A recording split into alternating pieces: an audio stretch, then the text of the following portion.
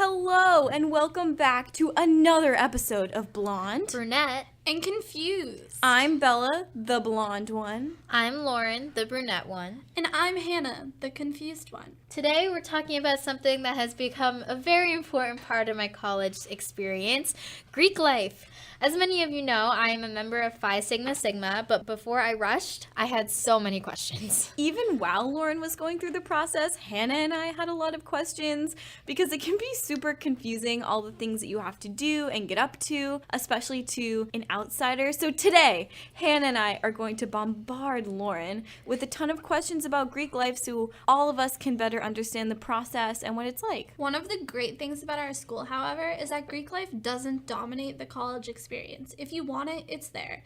And if you don't, then you can completely avoid it. Joining Greek life doesn't make or break your college experience, like for Bella and I, who chose not to rush. Why I chose not to rush is because I had gotten involved in a lot of other things on campus that I wanted to dedicate more of my time to. And Greek life was a commitment that I decided not to pursue in favor of all of these different things. And I also didn't know if being in such a big group of girls would be overwhelming for me as someone that isn't always that good in those situations. But I think another important part is that Greek life can work for you however you want it to. So just because I thought it wouldn't work for me doesn't mean that if you have the same concerns that I did that it still wouldn't work, if that makes any sense. I mean, I honestly didn't rush because I just didn't want to. And that's the best part. That's such a valid reason not to. Hannah and I still went with Lauren to the Meet the Greek events that they had on campus because it's still a great way to meet new people and go into things with an open mind. So even though they would ask us hey, do you think you're going to do this? And both of us kind of went, no. But no matter what you decide, it'll be the right choice for you. And even if you change your mind later, that's the best part. You can change your mind. You can join as a sophomore, right? Mm-hmm. You can join as a sophomore or junior. We have a sister who joined as a junior, so she's now a senior. So, Lauren, what was rushing like for you? Because we didn't have to go through it. Yeah, it was kind of exhausting. It was 2 weekends of meeting with all of these organizations. So we have 6. We have Delta Gamma, Alpha Phi, AE Phi, AOB, and Phi Sig, and D Phi E. So I only knew people from D Phi E, so I was just like, oh, I get along with them. I'm definitely just going to kind of just focus on my time in a way during rounds talking to them. But it ended up not being the case.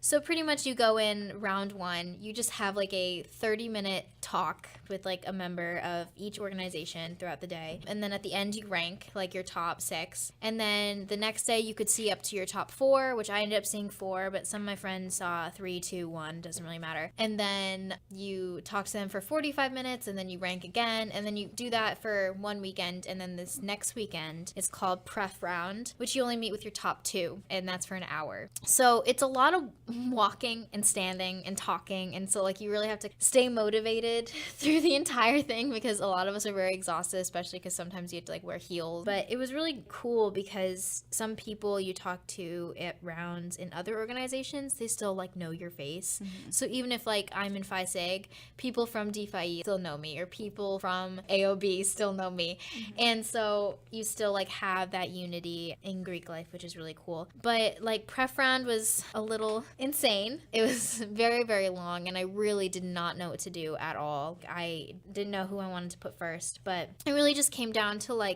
who I got along with the most. Even though I got along with D Phi E and Phi Sig just, I don't know, seemed to speak to me a little bit more, and we got to have more casual conversations, and it was, I don't know, it was really nice. It was also, though, that D Phi E, I literally was only talking to Izzy and Kelly and these girls that I already known before, and so I didn't really get to meet anyone new, which kind of was different for me. So I kind of went with something that I kind of got along with a more variety of people than just who I knew prior. But it was a really, really great experience. I still talk to a lot of the girls from different orgs, and that's something great about Greek life because you're in an org, but in a way you're always wearing your letters, so it kind of defines you, but it really doesn't limit you to what friends you can have, because there's so many people who have friends outside of orgs, literally a flag football football today. Everybody was talking to everybody. Everyone was mixing. And a lot of people also recommend, like, even if you're unsure, you can always just rush and go for it. And then if you're meeting all these orgs and you decide, wow, none of them really speak to me, then you don't have to go through with it, right? Yeah, so you can definitely drop out at any time during rounds. The only time that you're kind of, in a way, penalized, but not really, is if you have prepped with everybody and you leave that day and now you're like, I don't want to do it. Once you've gotten to like that far of a point,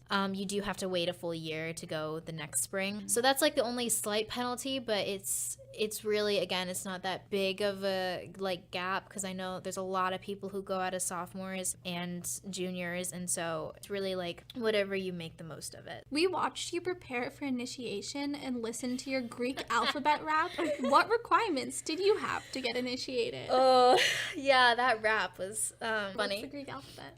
Alpha, beta, gamma, delta, epsilon, zeta, eta, theta, I, iota, kappa, lambda, mu, nu, xi, omicron, pi, rho, sigma, tau, epsilon, pi, chi, psi, omega. So what else did you have to know? Yeah, besides that, it's kind of the information you'd think that you'd have to know. So you just have to know, like, your founders. You have to know, like, what is your symbol? What is, like, your flower? It's pretty much just basic information if you were to, like, join, like, an academic club, I guess. Like, maybe you should know, like, what it's about and, like, what you stand for and stuff. So, like, definitely your philanthropies, like, the fundraisers that you give back to, which was kind of easy for me because one of the philanthropies is something called Miles for Milan. So Miles for Milan is an annual fundraiser that we hold, and it's for a sister who her pledge name was Milan, and she's actually part of my family tree, so it kind of brings back to the roots a little bit on raising money for her. And it's a 3K walk/run, and it's actually on campus, which is nice. It's a really great fundraiser for us, especially because she was a education major, and every single sorority kind of has their main theme of what their fundraisers are based off of in their philanthropy. So ours is education. So the fact that she was also an education major and she dived is kind of perfect for our organization. So we do that, and we also have the Phi Sigma Sigma Foundation. So something you just mentioned that I would love for you to talk about is like your tree and the process of getting a big. What is a tree? What is a big? What's a twin? All of these different words that I hear bounced around in like the Greek world that a lot of people don't really know about. Yeah, it's like a pretty great experience. I think that was one of my favorite things, was Big Little Reveal. But everybody in the sorority has something called a tree, and it's kind of like anything you think of. It's a family tree. When you are in the organization, you have like a lot of dinners with like the older sisters. You have like a lot of events with them and stuff before you're initiated, just to like make sure you're involved and stuff. And then you do something towards the middle of the time, and that is, we're just pretty much speed dating for bigs. And so it's pretty much what you get is a big sister, and then I'm their little sister. And so that's how like the tree goes like around. And so you do like speed dating with every single person. Usually seniors are not allowed to, and also if you already have a little, sometimes you don't take it unless, again, you want twins, which is pretty much you just take two littles. That's what a twin would be. But because we actually have like 32 new members, and there's only like 20 something girls taking littles, so there was gonna have to be a couple of twin pairs. And so pretty much you just rank who you liked the best, who you like connected with the most. And so I actually got my top choice, and her name is Lexi, and I love her very much. And I was her top choice, which best case scenario it works out that way, but some people get their second or third choice and stuff. But all the girls have common goals. That's why you're in this organization, so you will pretty much get along decently with everybody. But it's just somebody that really understands you, and is always somebody that you can go to because you're so similar. And it's kind of creepy how Lexi and I are extremely similar. Same with like your grand, which is my big's big. We get along so well too. So, and every tree has a like a theme again too. So there's like a Disney tree, and there's like a animal tree and stuff. And so what that pretty much means is like, so we're the army tree, and that is kind of only meaningful when you get your pledge name.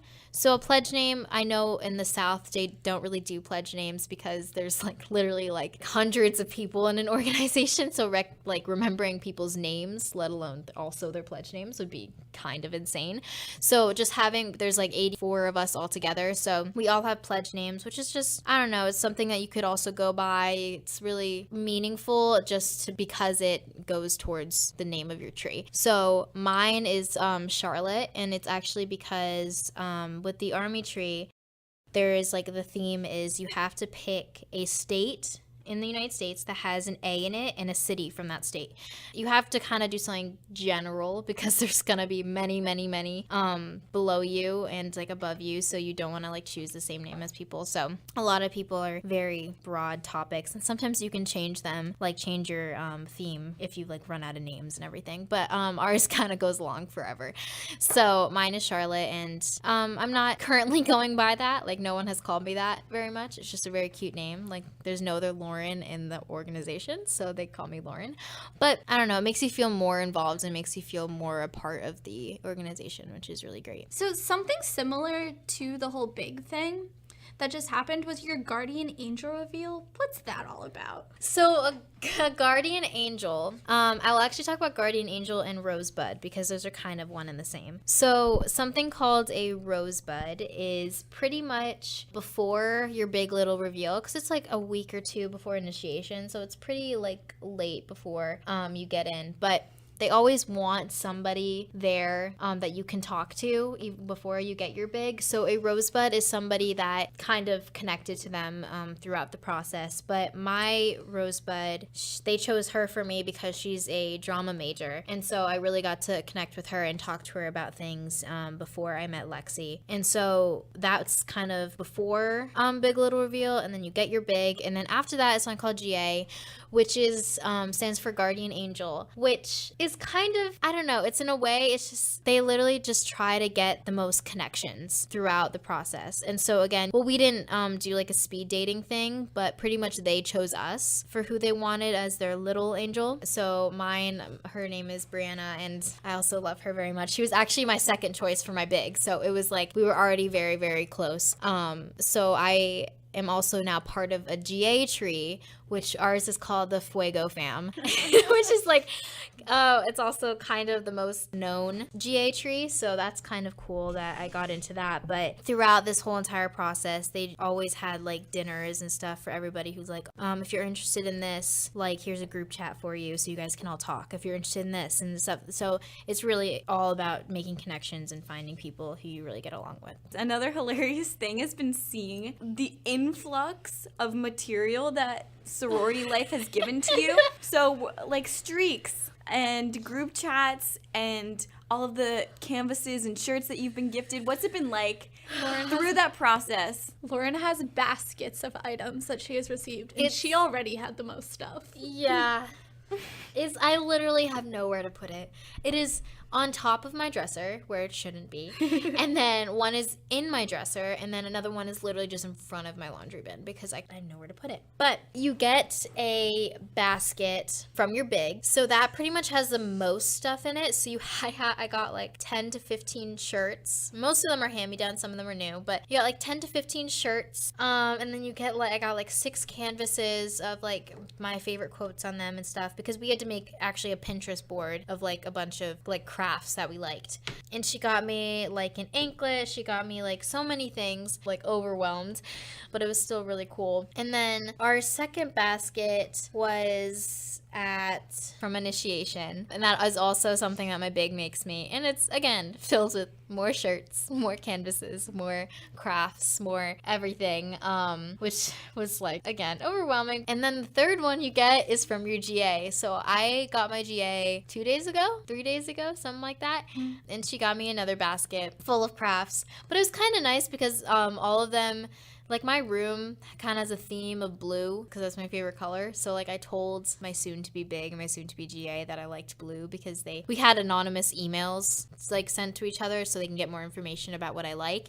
And so I, like, said that I love the color blue. So all 3 of my baskets have a blue theme, which is kind of nice because when I put, like, my crafts and my canvases on my walls and stuff next semester, I'm definitely not doing it now because it's so late into the game. But next semester when I do, it will, like, stay with my theme, which will be really nice. But a lot of the merch is, like, very, I don't know, it's really cute. Some of them is cute, some of them are not as cute, and then I just will pass them down to my little whoever I get. But, like, honestly, the ones that I'm passing down is what Lexi passed down to me. So it's just a whole train of just passing them down until somebody likes them. A rite of passage. Yes, it is a rite of passage. So the only sucky part about that is you don't get money from the organization to do it. So, like, you're using all of your own money to go to Michael's and get all these things and make them. So that's the only, like, kind of bad part of it. So Lexi, like, told me she spent, like, $300 on me through both baskets. And I'm like, okay, sororities are a financial commitment. They are. They honestly are. And so I'm, like, fortunate enough to be able to afford it. But if you can't pay your dues for some reason, they, like, definitely have plans. They have scholarships. They have so many things. It's about $500 a semester to be in. And so you just have to, like, talk to your president or talk to somebody in your organization, and they will really come up with, like, a financial plan, come up with something to make sure that you get in, because or, like, you stay in, because they really want you there and they really care about, like, all of your whole situation. I've heard about girls who don't click with their sorority sisters right away. Do you have any advice for that? Well, I know one of my friends feels that way about the sorority, but honestly, it really just takes time, because before you're initiated, you're not allowed to go off campus with the girls. You're not allowed to go to, like, parties and stuff like that, because it could be considered hazing, and obviously hazing is illegal, so, like, you can't do that. And so before it's kind of hard to connect with the girls. So really, it just takes time after initiation to be able to hang out with them more and to really do events with them and fundraisers and stuff, because that's really something that brings them together. I don't know, it's kind of with everything at college. You really just have to, like, you can't just immediately think that right as you get to college you're gonna, like, find your group of friends. Like, obviously we were lucky about it, but that is definitely not the case for everybody. And so it's the same for the sorority, it's the same for clubs, it's the same for a lot of things, even, like, at a job. It really just takes time to get to know people and, like, find the things that you guys get along with the most. Speaking of parties, is partying as big in Greek life as the rumors or the media makes it seem? Well, I mean, at least at Hofstra. Yeah, of course. We can't speak to everywhere. Yeah, they happen. That's something I will say. So we have... They happen. Yeah, we have they're called mixers, but we have a mixer every Thursday night and a dage, which is a day party, kind of day mixer on Saturdays. And they're always with, like, a different frat or a different organization. And so they're not that big of a deal, honestly, because I am not a big partier. I'm not, like, a big drinker. I'm nothing like that. And so, but even when I go, I still have a lot of fun because there's a lot of other girls out there that are like you. And even if you really like to party and all those things, you'll find girls who like that too. And so I really stick with, thank God my big is very much like me. She doesn't drink very much and she's not a huge partier. So when we go together, we like to stick together and still, of course, like, talk to others. But it's really what you make the most out of it. And you're never pressured to drink ever, which is so amazing. And there's something called Sober Sisters, which they have 2 driving ones and 1 walking one, and pretty much they have rounds throughout the night when you could leave, and they make sure you get home safely and you make sure you're not drinking too much. They cut you off or they help you in any way you can, and we have different ones every single mixer. You also hear a lot about hazing, which is a very real problem that some organizations have faced in the past. Do you want to talk a bit about that? Yeah,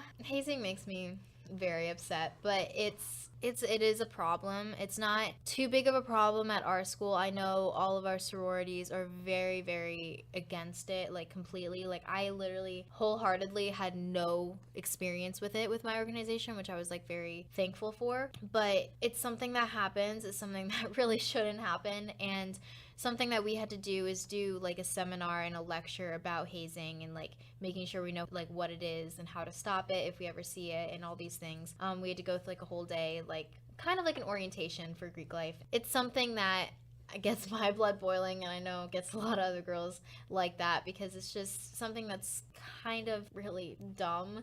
Just because, like, nothing, no organization, no job, no sorority, no anything is ever worth, like, that humiliation, that, like, literally being hurt or anything like that is not worth it. And no matter how much you think it will be, like, on your resume, or like you want to be in the brotherhood or sisterhood, like, it really is not worth it if they're even going to treat you that way, because then you're going to have to treat the other girls that way. And that, like, do you really want to do that? I don't think so. And so if that's the case, if you are starting to go through that, you can leave. We've heard rumors around campus about certain orgs use, like, mental hazing, so it's not always physical. A lot of, like, mental manipulation. I actually talked to somebody that was getting initiated for a certain org, and they talked about how they wanted to quit so many times, but they just wanted to get through it. And in my mind, speak up about it. Take the org down. You don't owe them anything, and you want to make sure they're not doing it to anybody else. So if you're experiencing it, or you know somebody who is, speak up, because as Lauren said, nothing's worth that. Our last question to close is about balancing outside life and Greek life. You have friends and academics outside of Greek life, but also a lot of really fun events that Greek life allows you to participate in. So how do you split all of your time and balance it all? I would really say you just have to have really good time management, which I will say, being part of a decent amount of clubs and stuff, that you really find that, like, over time. But you're allowed to miss events, you're allowed to miss meetings, you're allowed to miss things, even if you, like, need a mental health day. Like, you are completely allowed, and that is completely needed sometimes. And so definitely balancing it is easy if you just really plan out your time. And the moments before initiation are a little crazy, just because you're really trying to get to know everybody. So you have an event maybe once a day to, like, 3 or 4 times a week, something like that. But then once you're in, it really becomes like once, maybe twice a week. And it's honestly not that big of a commitment, unless you're, like, part of, like me, like 3 other things.